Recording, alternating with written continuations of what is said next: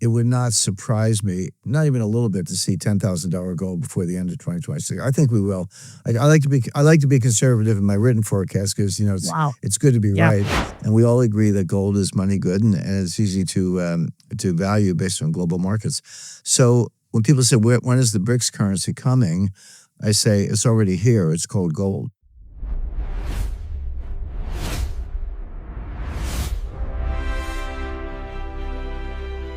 But I've said all along, if gold's going where I expect, and I've given a forecast to my readers in my newsletter, Strategic Intelligence, of $5,000 by the end of 26. I called my editor the other day and I said, we have to publish quickly because I'm going to hit that before we publish the forecast. But I was going to say, are you going to move that forecast now? Well, I probably will. I mean, candidly, it would not surprise me, not even a little bit, to see $10,000 gold before the end of 2026. I think we will.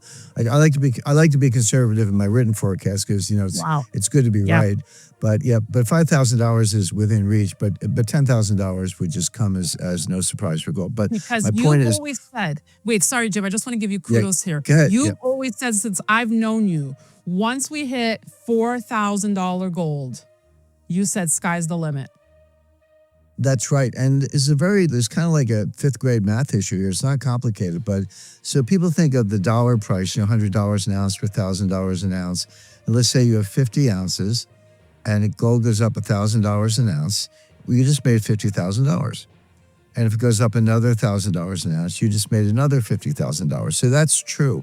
But people get anchored on the $1,000 benchmark and making $50,000. But what they forget is that each $1,000 benchmark is easier than the one before because you're working off a higher base and it's a smaller percentage. And just to give a concrete example, when you go from $3,000 to $4,000 an ounce, that's a 33% gain.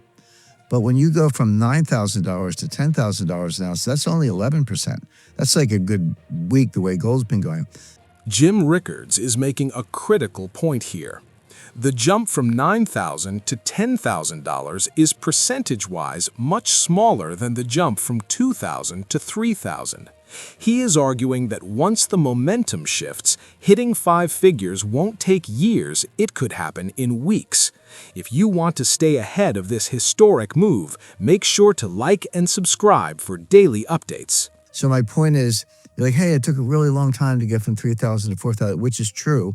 But so therefore it's going to take forever to get to 10,000. That's not true because it'll make its way to 5 or 6, but it's going to go 7, 8, 9, 10 really quickly.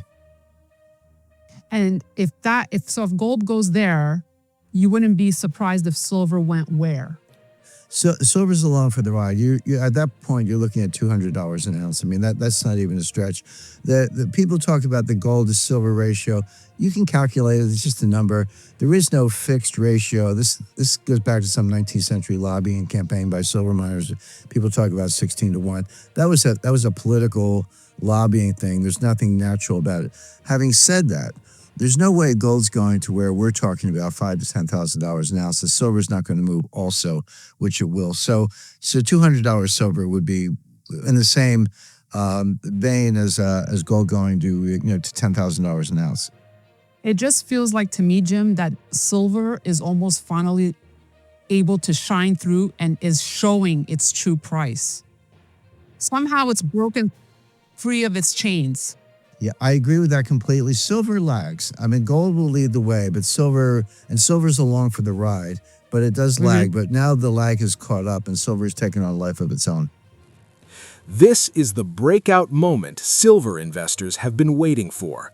For decades, silver lagged behind gold, but Rickards believes the paper silver manipulation is finally breaking.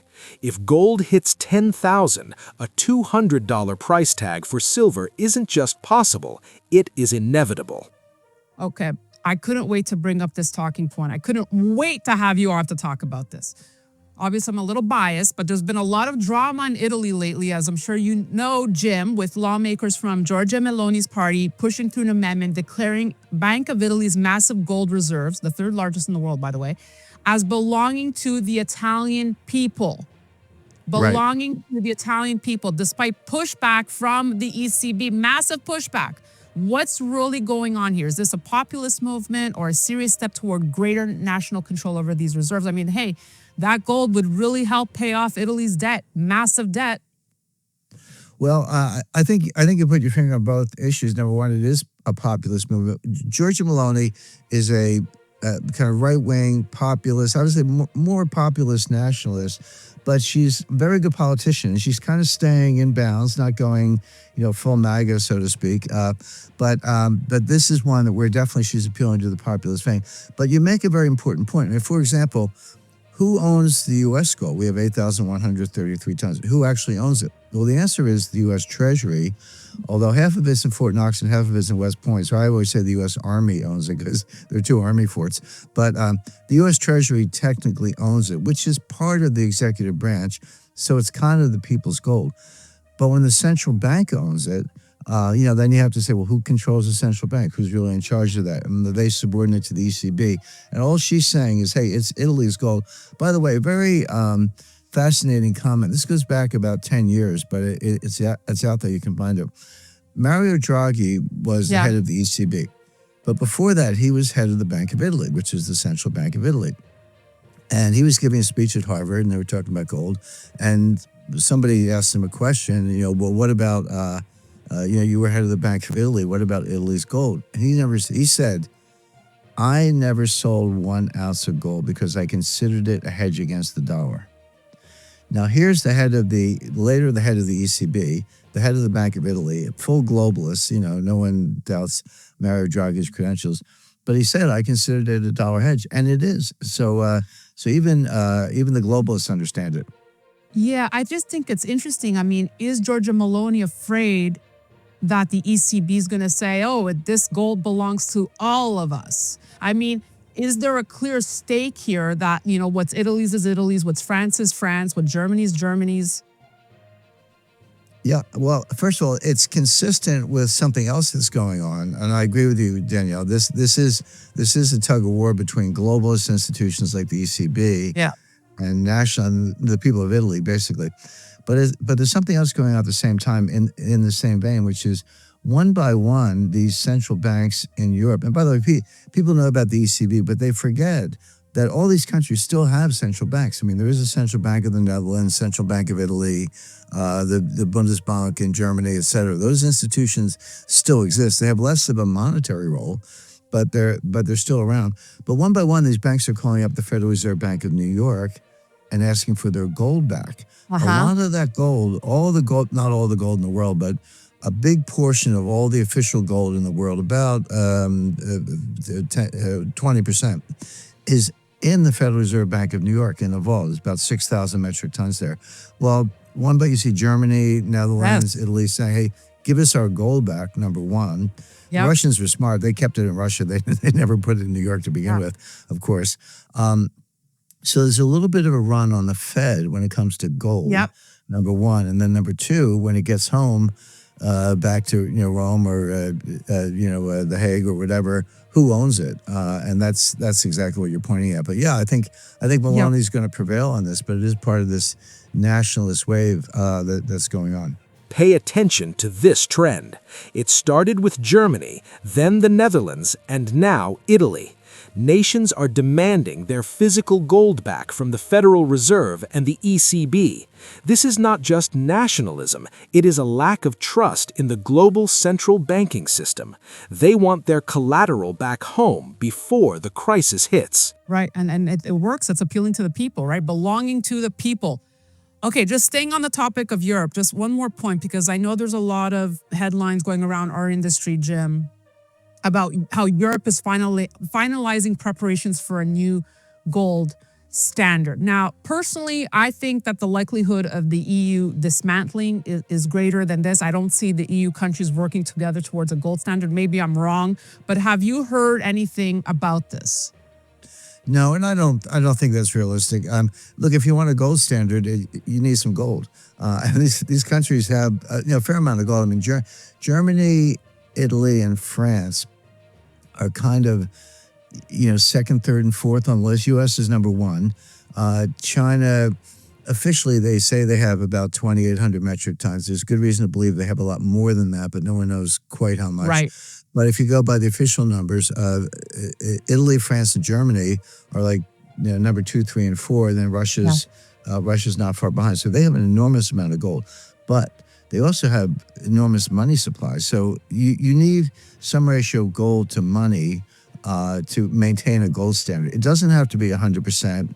The Austrian economists bang the table. It's got to be 100%. No, it doesn't. I mean, historically, 20 to 40% has been enough. The UK in the 19th century was about 20%. The US in the first half of the 20th century was about 40%. And then we bloated it to 25%. Now it's about 7 or 8%. I mean, it's relatively small. So you need a lot more gold to have a gold standard. So no, I don't see your other point, Danielle, about the EU possibly breaking up. That is definitely in the cards. I just returned That's- from I was in Slovenia and Bosnia Herzegovina a few weeks ago, basically lecturing on gold and magonomics.